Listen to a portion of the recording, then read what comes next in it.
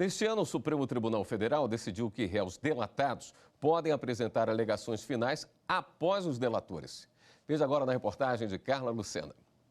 Com o placar de 7-4, o plenário do STF decidiu que réus delatados têm o direito de apresentar as alegações finais depois das manifestações dos acusados que assinaram colaboração premiada. Também, por maioria de votos, foi anulada a condenação do ex-gerente da Petrobras, Márcio de Almeida Freitas. Ele foi condenado na Lava Jato. E agora o caso dele volta para a apresentação de razões finais, a última fase antes da sentença. O ministro Marco Aurélio, que estava ausente na sessão da semana passada, votou contra essa ordem de apresentação. O Supremo não legisla, pronuncia-se a partir da ordem jurídica em vigor. Entender que o delatado deve falar após o delator é esquecer que ambos têm condição única no processo, ou seja, de réus, estabelecendo-se ordem discrepante da versada na legislação de regência. Ainda durante a sessão, o ministro Dias Toffoli defendeu o papel do Supremo no combate à corrupção. Ele citou 2 pactos federativos assinados em 2004 e 2009, que contribuíram para a criação de leis, entre elas a da transparência e a da colaboração premiada. Esta Corte defende o combate à corrupção, mantém as decisões tomadas que foram feitas dentro dos princípios constitucionais, dos direitos e garantias individuais e das normas legais, mas repudia os abusos e os excessos e tentativas de criação de poderes paralelos e instituições paralelas.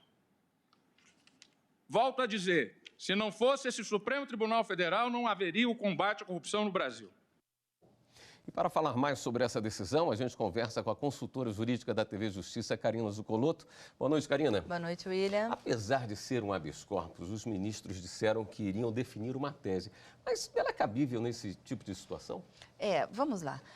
Essa decisão do Supremo Tribunal Federal foi tomada em sede de habeas corpus. É uma decisão que não tem caráter vinculante, ou seja, o que o Supremo decidiu não é de reprodução obrigatória por todos os juízes e tribunais do Brasil, mas cria uma orientação no sentido da interpretação da legislação.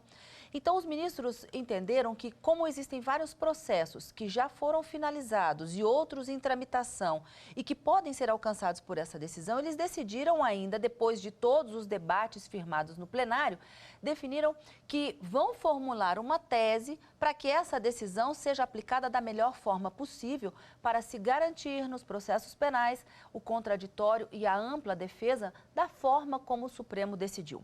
Vamos lembrar que esse tema é um tema de grande importância na medida em que fala dessa ordem da apresentação de uma peça processual no finalzinho da instrução processual penal, que é a chamada alegações finais, e que a legislação não faz a distinção entre o prazo comum ou sucessivo para réus colaboradores e não colaboradores.